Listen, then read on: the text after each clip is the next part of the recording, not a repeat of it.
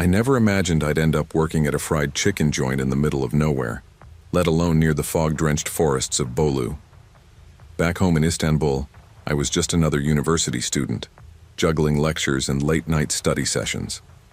But tuition doesn't pay itself, and when an opportunity came to work at Kraltavuk, this lonely outpost on a crumbling road surrounded by endless pine trees, I took it. The place smelled like grease, old wood smoke, and something I couldn't quite place, like cold earth and secrets. Emre, my manager, was a chain-smoking ex-con who had no time for ghost stories or city boy paranoia. He ran this joint like it was a fortress against the silence outside. The flickering neon sign buzzed over the cracked parking lot where the mud stuck to your boots and the cold late autumn air pressed heavy against my skin. The first time I saw him was a night when the rain was coming down hard enough to drown the roads. I was behind the counter wiping down greasy surfaces when the door slammed open. A man stepped inside wearing a salt-stained sailor's coat, not the flashy kind you see in movies, but something worn and real, soaked with the salt air and long nights at sea. His boots tracked black mud across the floor, and his face was gaunt, eyes glassy like a fish caught too long on a dock. He asked one question in a low voice. "What time do you close?" I told him, but he didn't order anything. Without another word, he slipped back out into the rain, disappearing into the fog like he'd never been there. About an hour later, I was taking out the trash when I heard wet footsteps crunching in the dark behind me. I froze, heart pounding. The man was there, standing at the edge of the parking lot, holding something by the scruff, a dead fox. Its fur was matted with blood, and the sight made my stomach turn. "You think you can hide?" he said, voice rough and chilling. Before I could answer, he was gone. Just like that, vanished into the thick fog wrapping the woods. The silence returned, heavier somehow. I told Emre, but he just laughed, flicking ash from his cigarette. "Ghost stories, Sam. The woods play tricks on city boys." But I wasn't so sure. That night I couldn't shake the feeling of eyes watching from the trees. The next day the police came, but their verdict was quick and dismissive. "Probably just a poacher," they said, eyeing me like I was wasting their time. The nearest station was an hour away, and they rolled their eyes whenever I mentioned the man or the fox. Still, something about that night haunted me, like the forest itself was alive, waiting. A week later, the tension got worse. I was finishing my shift when I found it. Stuck into the dumpster out back was a knife, its blade gleaming in the pale light. A note was pinned beneath it, written in sharp, hurried letters. "You can't escape me." The words made my blood run cold. I showed it to the police. This time they took the knife seriously. They launched a search deep into the woods and found an abandoned white van. It was packed with stolen license plates, animal pelts, and an eerie collection of sailor uniforms, like the coat the man wore.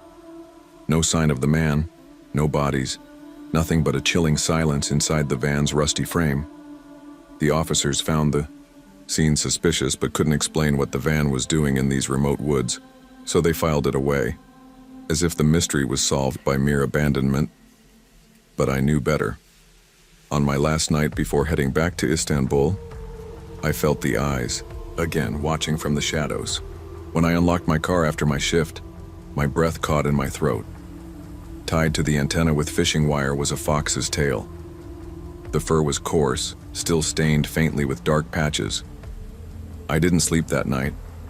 I left the next morning without a word, not looking back at the cracked road leading to Kraltavuk or the endless pines hiding whatever hunted me.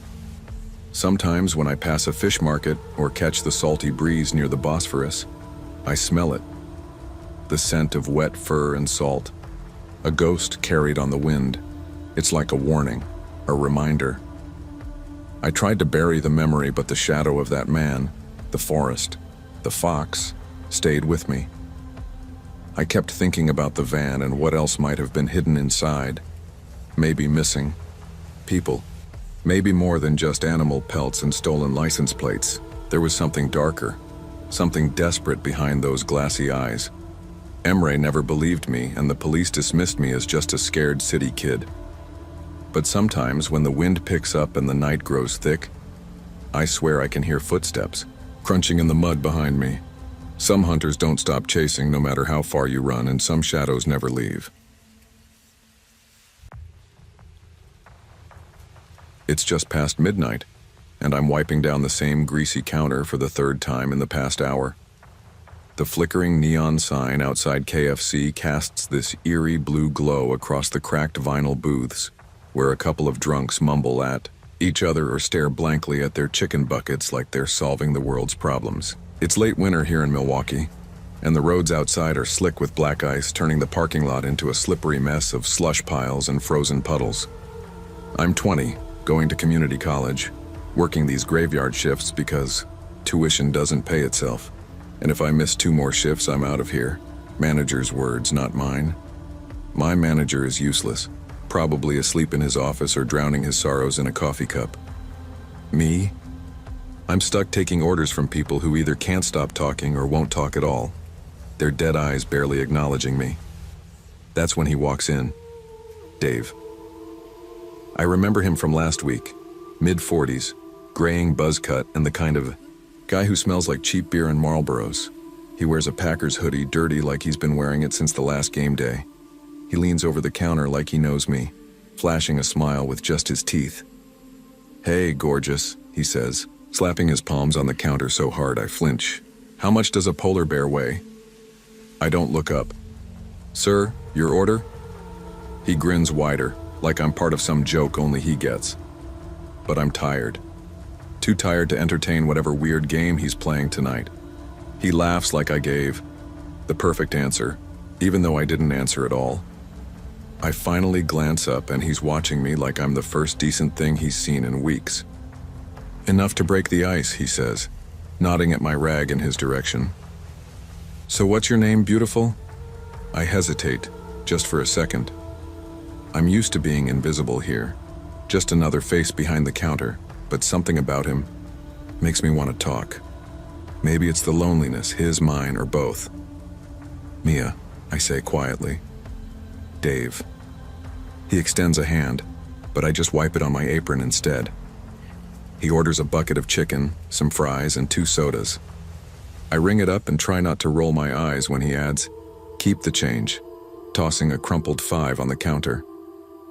I'm about to retreat when he says, "Look, I know you don't want to talk, but I'm not here to cause trouble." I squint, at him, skeptical.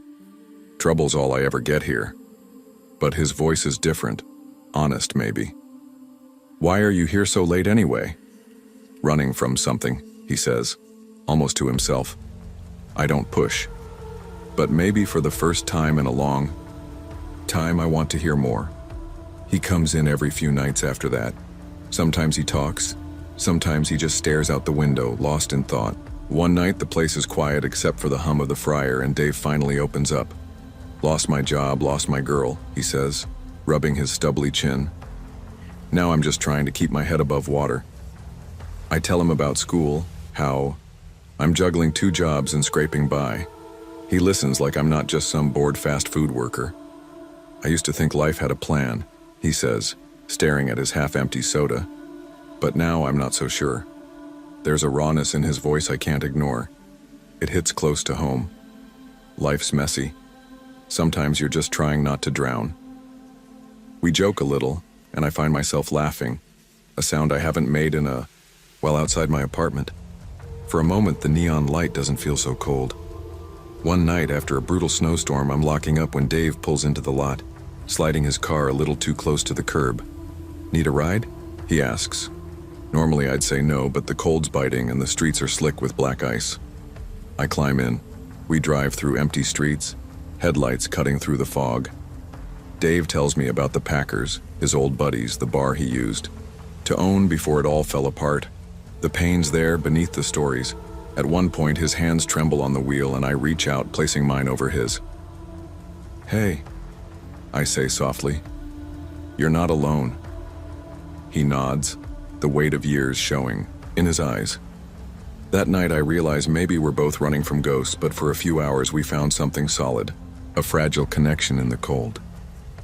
Weeks pass and Dave becomes a regular part of my nights. The joke about the polar bear becomes our thing. I tell him about finals. He tells me about his job hunt.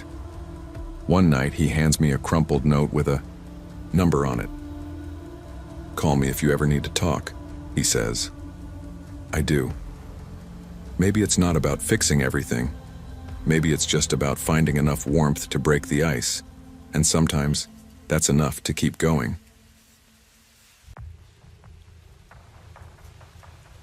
Working at KFC in Andheri East wasn't what I dreamed of, but dreams don't pay hospital bills. I'm Rahul, 24, a college dropout stuck flipping chicken to support my mom, who's been sick for years. Dad left long ago, leaving us with debts and silence. The restaurant was always packed, the air thick with oil and spices, mixing with the incessant honking outside. The monsoon made the kitchen feel like a sauna, sweat pouring down my face while fryers hissed and popped.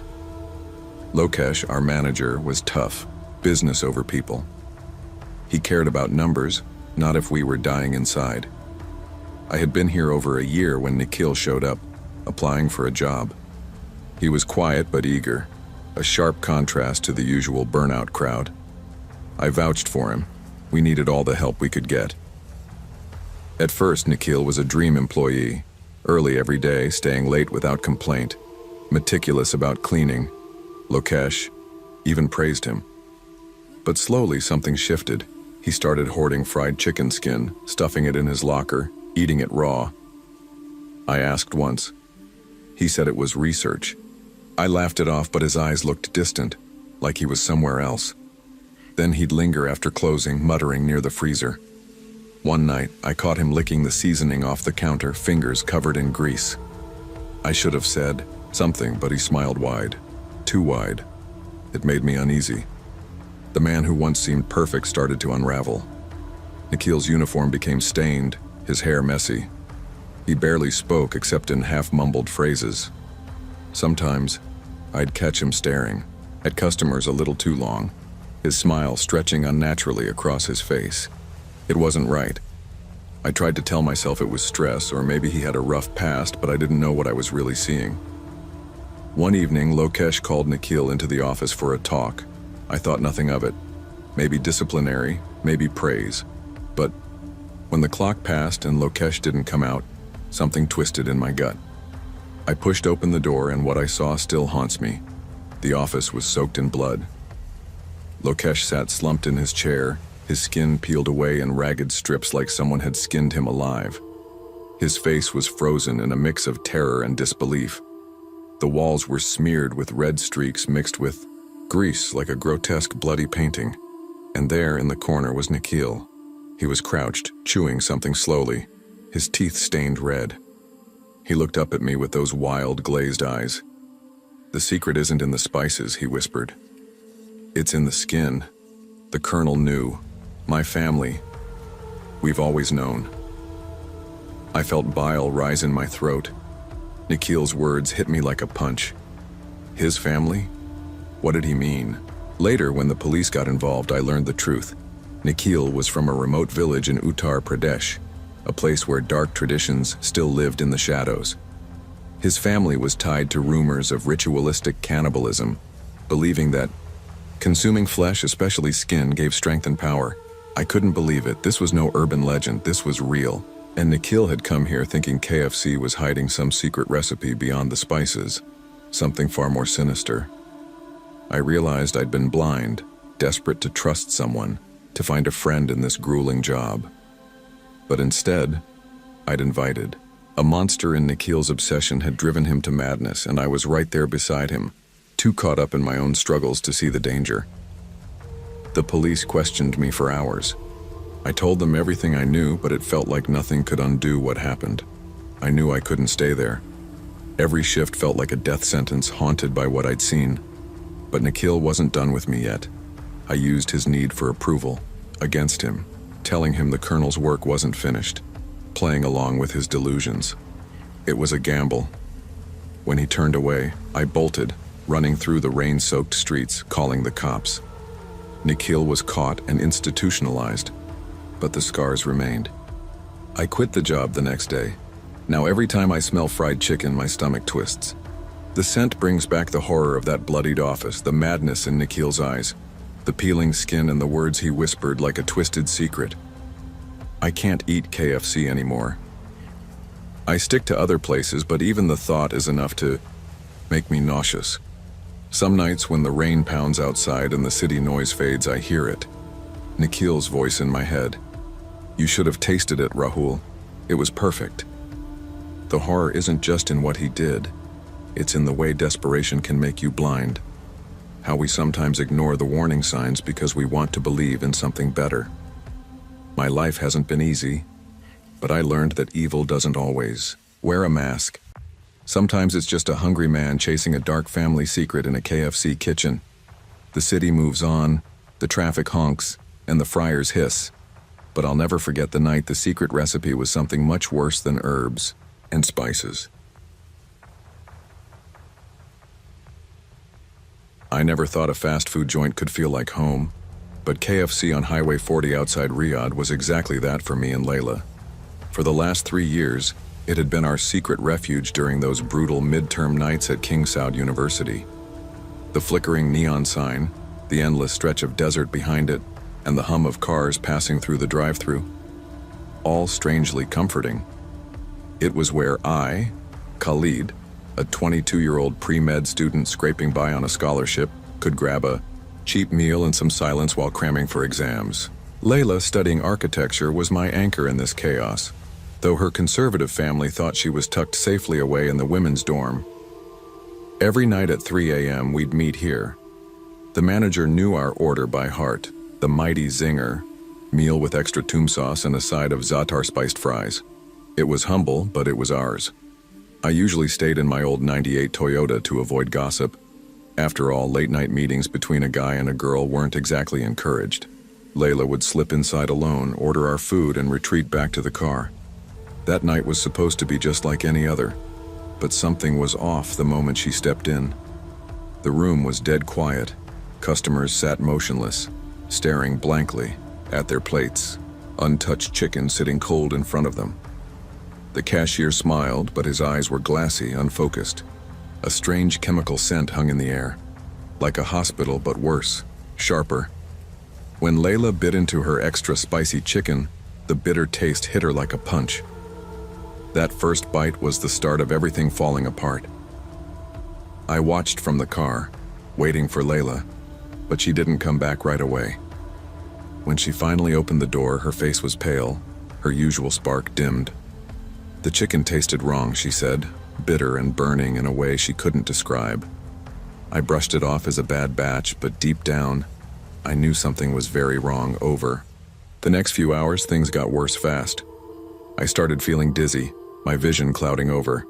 Layla's skin, normally smooth and warm, began cracking, dry and flaky, like the desert dirt outside. We both saw strange shapes, geometric patterns swirling in and out of focus. I couldn't explain it, but I was terrified. We ended up in the emergency room at King Fahad Hospital. The doctor, calm but grave, said the word that chilled me. Phenethylene reaction. The KFC drug, he called it, a stimulant poisoning. It wasn't the first time. He showed us a logbook, 17 cases just this month, all tied back to that same KFC. I kept thinking, how could a place we trusted, where we sought comfort, become the source of something so sinister? How does fast food turn into a slow poison? We couldn't just walk away, not yet. The next night, drawn by a mix of fear and morbid curiosity, we returned to the KFC. The scene was worse than I imagined. Customers were no longer sitting still. They were gnawing raw chicken from dumpsters, eyes vacant, their faces slack and lifeless. Inside, employees moved robotically, repeating the phrase over and over. The customer is always right. It wasn't a mantra anymore, it was a trance. We found the Syrian franchise owner barricaded inside his office, screaming about customer loyalty experiments, rambling about drug trials disguised as marketing strategies. He ranted about controlling the population through addiction and desperation, about how the desert's isolation made it the perfect testing ground. When the authorities arrived, they shut the place down by sunrise. Chains sealed the doors, but the echoes of what had happened lingered like a ghost. Months have passed since that nightmare, but the damage doesn't heal. My hands shake uncontrollably during exams, the simplest tasks a battle. Layla can't even look at fried food without her stomach turning. We're ghosts of who we were, haunted by a place we thought was safe. The building sits empty now, a rusting carcass in the desert. At night, when the wind blows just right, I swear I hear the drive-thru speaker crackling with static like a whisper from the past. Sometimes I even glimpse movement behind the chained glass doors, but no one is ever there. I catch myself wondering if anyone else got caught in that trap, if those experiments spread beyond this forgotten branch. It's a reminder that corruption can lurk beneath the most familiar comforts, that addiction can be hidden in plain sight. Looking back, the whole thing was a toxic recipe. Too many ingredients brewed in secrecy. A cheap meal, a spark of desperation, a dose of phenethylline slipped into the batter. It wasn't just about fast food or a shady franchise owner. It was about trust, how we put faith in something routine, something every day, without questioning the shadows behind it. This wasn't just a horror story about poisoned chicken or hallucinations. It was a wake-up call about how addiction wears disguises, how corporations and power can exploit those who have nowhere else to turn. The neon sign still flickers in my mind, a beacon of what once was and what could have been worse. KFC Al Nakheel is gone now, but its secret recipe still haunts me, and maybe it will haunt you too. I never thought I'd end up here, behind this grimy counter at a KFC that smelled like it hadn't been cleaned since Nixon was president. But here I am, 28 years old, unemployed, and smelling like cheap whiskey and regret. 3 weeks ago, Leah dumped me, said it wasn't me, but really it was me. I got fired from my IT job for watching Twin Peaks reruns during a server migration, and to top it off, my cat started peeing on my side of the bed, the side Leah used to sleep on. So yeah, this place, the KFC off Interstate 10 in Blythe, felt like the only place left that made any sense. It's Sunday night, 11:37 p.m. The air, conditioners busted, and the smell of decades-old fry oil clings to every corner. The flickering hot and fresh sign outside now reads, "Ot and Re-H." I clocked in for my shift earlier, but the place has been dead all night. I should have been home, but the truth is I needed this. A greasy biscuit and the flicker of fluorescent lights to feel something, anything besides the Wellbutrin haze clouding my brain. Then the door chimes. I freeze. There she is, Leah, sitting alone in a booth by the bathroom, picking at a soggy green bean. Her phone is open to our old Spotify playlist, Ryan and Leah's Bad Decisions. Our eyes meet, and my chest tightens. The last thing I want is to see her here, but here she is. Same broken and beaten as me. Leah looks up from her plate, voice flat like the stale air around us. "You smell like regret and cheap whiskey." I shove my hands in my pockets, trying to hide how much her words sting. "Missed you too, Lee." There's silence, thick and awkward. The fryer beeps somewhere behind me, like a cruel reminder that life goes on even when you're stuck in moments you want to forget. We're here for the same reason, I realize. Self-loathing disguised as comfort food. We're both bleeding, but neither of us knows how to say I'm sorry without sounding like I'm lost. Trying to shake off the heaviness, I head to the counter to order. That's when I notice them, 3 men in khakis and polo shirts sitting together at a table. They're holding hands, murmuring something in Latin, or at least it sounds like Latin, over a 10-piece bucket. Their heads snap up as I pass by. I'm wearing my Love Wins shirt, faded but still unmistakably rainbow. The middle guy's eyes drop to my shirt. My palms sweat.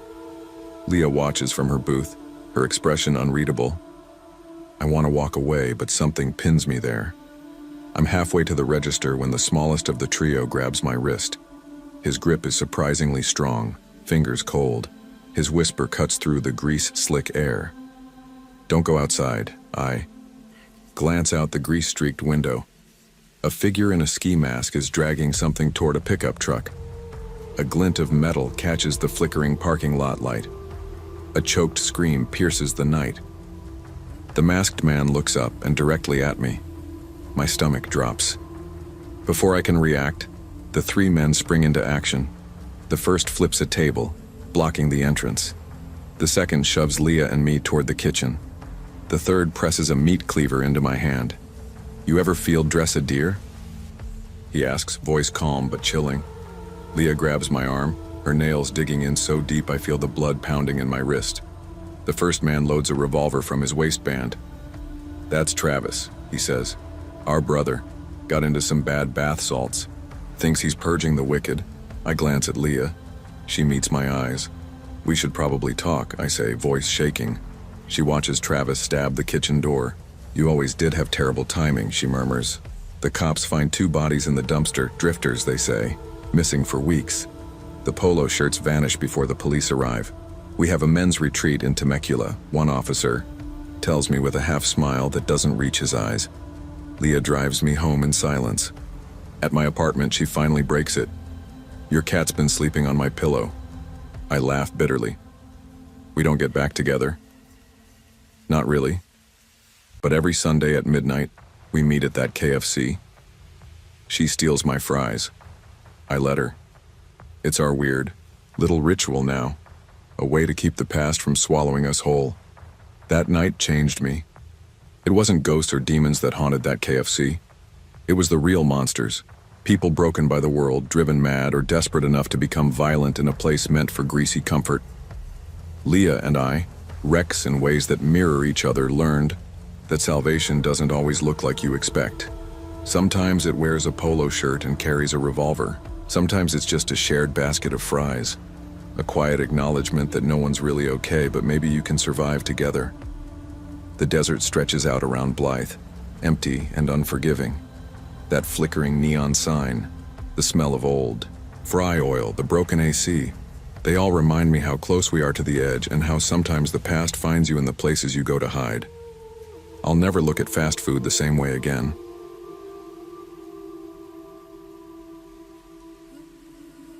I never thought working at KFC along Marcos Highway would become a nightmare, but here I am. My name's Leon Cruz and I'm 19. Most nights I clock in at 6 p.m., work until midnight, then crash in my bed space nearby before my online classes at 7 a.m. It's a rough schedule, and the pay, P68 an hour, is barely enough to send back to my Lola in the province who needs medicine. Every peso counts. This KFC isn't your typical fast food place. It's half broken, with flickering fluorescent, lights buzzing like angry mosquitoes, a leaky AC dripping water on table 7, and security cameras that have been dead since the pandemic started. The smell of stale cooking oil mixed with rain-damp asphalt sets the mood. It feels like the place is always one step away from falling apart. And then there's the Colonel. He's a middle-aged man who comes almost every night, always dressed in the cleanest white polo I've ever seen on someone who looks so worn down. He never orders anything but nurses one iced tea refill for hours, sitting alone at booth 3, staring. And when he looks at me, it's like he's trying to peel something off, literally peeling skin off his lips, slowly, like some sick ritual. I can't explain why, but I freeze every time his eyes lock on my name tag. It's the kind of stare that digs into your bones and makes your skin crawl. Nobody else seems to notice, but for me, it's like a warning. That night, I was finishing my closing shift, already exhausted, when I stepped out into the rain toward my bed space. The streets were quiet except for the hum of tricycles and the occasional jeepney rattle. Then I saw it. A white Toyota Vios parked just a few meters from the KFC. Common car, sure, but this one had a broken headlight, and it wasn't the first time I'd seen it there. As I walked, the car's engine idled, and I could swear it sped up whenever I moved faster, slowed down when I stopped. My heart pounded so loud I thought the driver inside might hear it. I tried to shake off the feeling, telling myself it was nothing.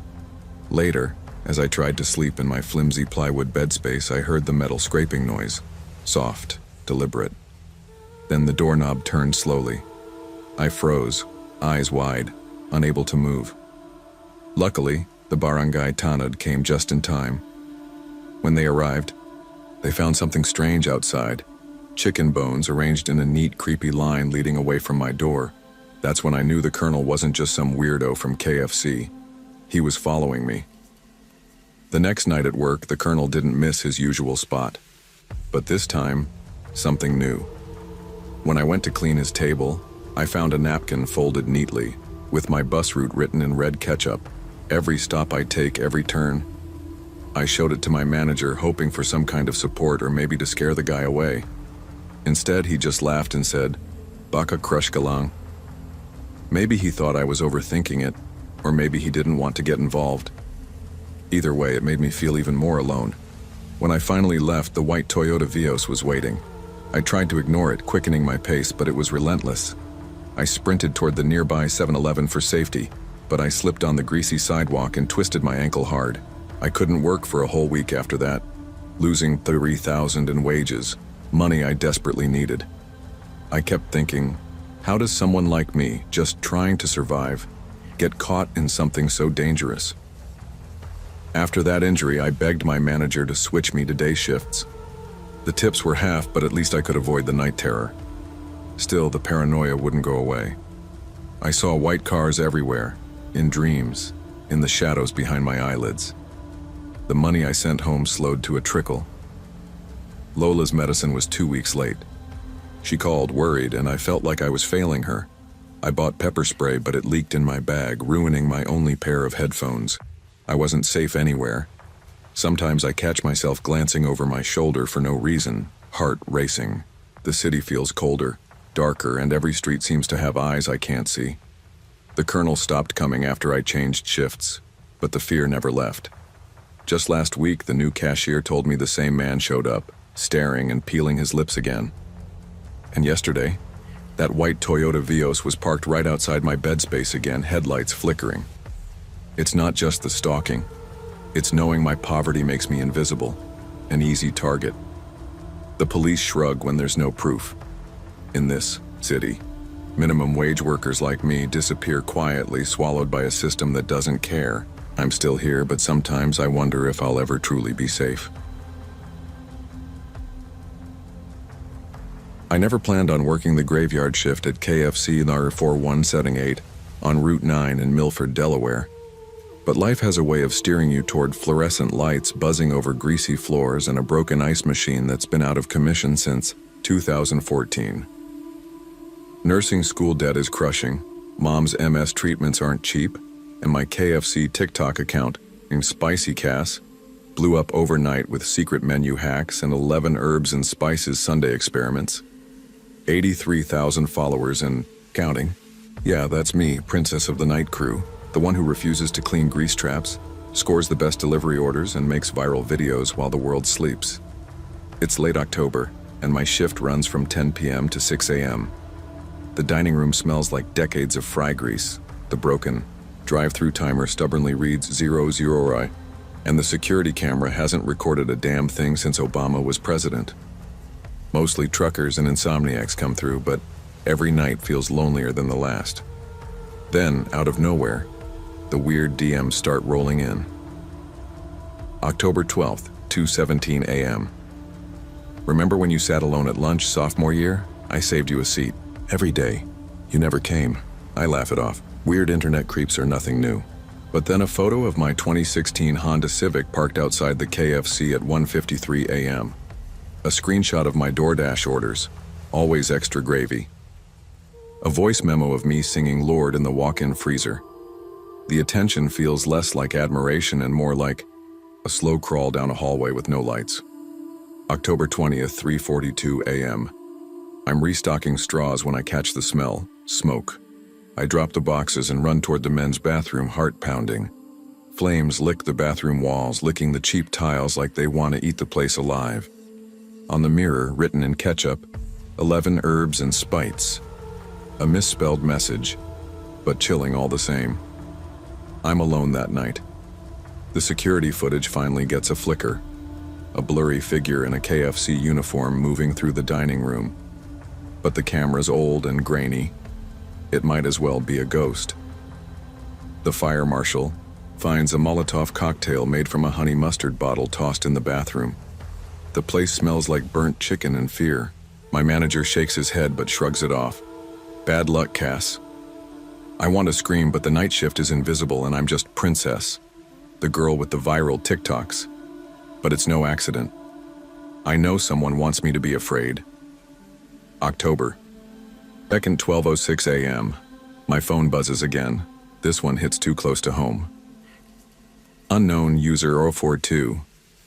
Now you remember me. Attached is a photo. Me, sleeping, at my apartment. My spicy chicken Halloween costume slumped over a chair behind me. Panic twists in my chest. Then it clicks. Maddie Hooper. The quiet girl from chemistry class. Always shy, always watching. The girl I called Mad Mads, not knowing it sounded cruel. The one who brought me pencils when I forgot mine. She disappeared after her dad's DUI killed a family of 4. I never saw her again, but she never forgot me. She's been watching, waiting. Every DM, every photo, every voice memo is a breadcrumb trail from someone broken and desperate. Someone who fixated on the only person who almost saw her. Police come and go. They find no forced entry at my apartment. The manager fires me. Bad for business, he says, like the real threat is the bad press. I move, but the nightmare moves with me. October 31st, Halloween. A DoorDash delivery shows up. 11 biscuits arranged in a noose. My hands tremble as I hold the box. I check my locks 3 times before bed. I eat at Popeyes now, safer somehow. Every night I see Maddie's face in the eyes of every drive-thru customer. The silence, the watching. I'm not Princess anymore, I'm just someone trying to survive. It's not monsters or ghosts lurking in the night. It's real people, broken, desperate, invisible until they aren't. The social media fame that once made me feel alive has made me a target. Visibility cuts both ways. Maddie isn't a villain to me, she's a tragedy. A person who was never seen when it mattered most and now haunts me in the flicker of fluorescent lights and the stale scent of fry grease. I still get messages. The last one reads, "I'll always save you a seat, Cass." I don't know what that means anymore. But I know I can't go back to pretending the night shift doesn't hold its own kind of terror. The kind that no one believes because it's too ordinary to be true. And maybe, just maybe, that's the scariest secret recipe of all.